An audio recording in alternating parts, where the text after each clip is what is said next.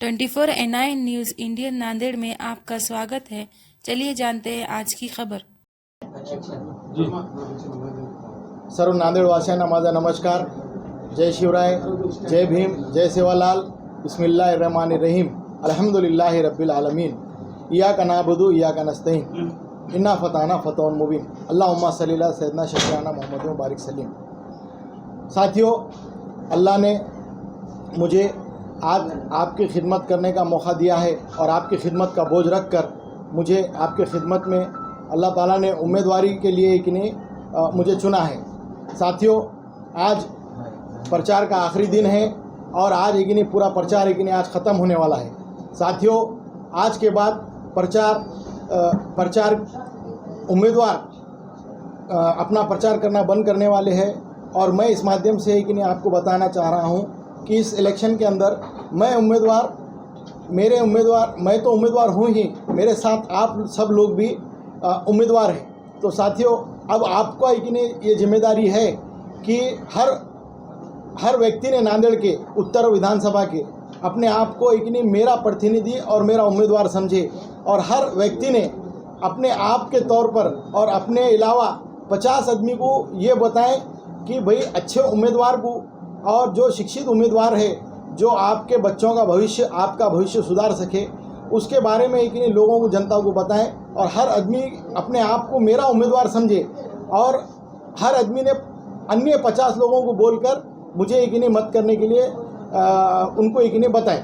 साथियों, मैं इस प्रेस के माध्यम से आपको बताना चाहूँगा कि आज लोगों का मैंने विश्वास जीतने के लिए एक मेरा वचन पत्र एक नहीं मैंने बनाया हूँ और एक 500 रुपये के बॉन्ड पर मैंने एक नहीं आने वाले दिनों में एक नहीं मैं शेतकरियों के लिए और क्या क्या करना चाहता हूँ मैं आपको एक नहीं पढ़ के सुनाना चाह रहा हूँ। साथियों, ये मेरा वचन पत्र है, ये आपको मैं दिखा सकता हूँ और ये वचन पत्र मैं आप लोगों को दे रहा हूँ। साथियों, वचन पत्र में मेरा पहला मुद्दा ये है कि शेतकऱ्यांसाठी विहिरीजवळ जलतारा प्रकल्प, सौर ऊर्जा प्रकल्प, पूर्ण कर्ज माफ, थकीत लाईट बिल माफ, शेतकऱ्यांचे घर आणि शेताचे लाईट बिल दर 50% कमी करण्यात येईल, वर्षभर पाणी बी बियाणे मोफत देण्यात येईल, शेतकरी खतरे में है म्हणून त्यांच्या मालाला दुप्पट भाव देण्यात येईल, छत्रपती शिवाजी महाराज अकॅडमी 1ली ते 12वी पर्यंत मोफत उच्च दर्जाची शाळा व महाविद्यालय, ओबीसींसाठी डॉक्टर भीमराव आंबेडकर अकॅडमी 1ली ते 12वी पर्यंत मोफत उच्च दर्जाची शाळा, तसेच doctor APJ Abdul Kalam academy 1ली ते 12वी पर्यंत उच्च दर्जाची शाळा व महाविद्यालय। हे मी यासाठी करायलो की नांदेडमध्ये आपण पाहत आहे की पूर्ण शिक्षणाचा ना खाजगीकरण झालेला आहे, तर मी मोफत शिक्षण देणार आहे। गोरगरीब आणि मिडल क्लास विद्यार्थ्यांसाठी केमिस्ट्री, फिजिक्स, बायोलॉजी अभ्यासक्रमासाठी मोफत कोचिंग सेंटरची सुविधा मी उपलब्ध करून देणार आहे। दादा मनोज जरंगे पाटील यांचे मराठा आरक्षणाबाबत असलेली भूमिकाला माझे पूर्ण समर्थन राहील आपल्या माध्यमाने मी सांगत आहे। चंद्रशेखर आझाद सांसद सदस्य नगीना यांच्या बहुजन हित भूमिकेला माझे पूर्ण समर्थन राहील। असद अवैसी सांसद सदस्य हैदराबाद यांच्या अल्पसंख्याक हित भूमिकेला माझे पूर्ण समर्थन राहील। IAS आणि IPS आणि MPSC अभ्यासक्रमासाठी मोफत कोचिंग सेंटरची सुविधा करण्यात येईल। इंजिनियर झालेले युवासाठी रोजगार IT हब नांदेडमध्ये आणण्यात येईल। नांदेड युवा रोजगारासाठी बंद पडलेली MIDC पुन्हा चालू करण्यात येईल। शिवाजीनगर येथील नयाबादी वस्तीला शासन मान्यता देण्यात येईल। नांदेड महानगरपालिकामध्ये प्रलंबित जितके एक नाही गुंठेवारीचे फाईल आहेत ते पूर्ण शासन मान्यता देण्यात येईल। नवीन वस्ती जे स्पेशल जे मुस्लिम समाजाचे एरियामध्ये झालेले आहे मधील त्या प्लॉटधारकांना गुंठेवारी शासन मान्यता देण्यात येईल। तसेच हजरत टिपू सुलतान यांच्या नावाने राज्यस्तरीय लायब्ररी, मोफत रुग्णालय, सैनिक व पोलीस भरती प्रशिक्षण अकॅडमी चालू करण्यात येईल। 18 पगड जातीचे मंदिर, दर्गा यांचे स्थळ विकासासाठी शासनाकडून अधिक निधी उपलब्ध करून देण्यात येईल। गोरगरीब, कष्टकरी आणि मिडल क्लास व्यवसायासाठी विनाव्याज कर्ज उपलब्ध करून देण्यात येईल। मोठे व्यापारी, बिल्डर्स, डेव्हलपर आणि नवीन येणारे व्यापाऱ्यांसाठी नांदेडचे वातावरण स्वच्छ करून देणार हे मी वचन देतो। नांदेडची गुन्हेगारी शून्य करण्यात येईल। प्रत्येक महिलांसाठी हाताला काम देण्यात येईल। नांदेड इथून मुंबई, पुणे, हैदराबाद साफसुथरे रेल्वे, तसेच मुख्य म्हणजे यात महत्त्वाचा मी निवडून आल्यानंतर शासनाकडून मिळणारे मानधनवर माझा अधिकार राहील आणि निवडणूक आयोगाकडे दिलेले माझे शपथपत्र मधील संपत्तीमध्ये पुढील 5 वर्षात कोणतेही बदल होणार नाही हे मी वचननामा आहे ना पूर्ण नांदेडची उत्तर विधानसभा मतदारसंघातील जे नागरिक आहेत त्यांना देत आहोत। साथियों, आज आप देख रहे हैं कि भाई अलग अलग है कि नहीं, पार्टी के लोग अलग अलग है कि नहीं, अपने अपने वादे कर रहे, मगर किसी को भी ये हिम्मत नहीं है कि कोई चीज़ है कि नहीं पब्लिक को है कि नहीं ऐसा वचन पत्र दे सके। मैंने 70 साल पिछले जो है कि नहीं निवडणूक हुए वाले, आज तक कोई उम्मीदवार ने ऐसे 500 के बॉन्ड पे नहीं दिया। पहली बार पूरे भारत की हिस्ट्री में पहली बार मैं बॉन्ड लिख कर दे रहा हूँ। साथियों, मैं ईमानदार हूँ, इसलिए मैं बॉन्ड लिख के दे रहा हूँ। साथियों, जैसे आप और दूसरा भी देख रहे हैं कि आज है कि नहीं, आप देख रहे हैं कि महाविकास आघाड़ी और महायुति के भी उम्मीदवार है कि नहीं नांदेड़ में खड़े वाले। साथियों, एक तरफ है ना महायुति के जो उम्मीदवार है बालाजी कल्याणकर, उन्होंने है ना उनका एक नहीं एक परिपत्रक, उनका एक नहीं एक जाहिरनामा निकाले वाला है।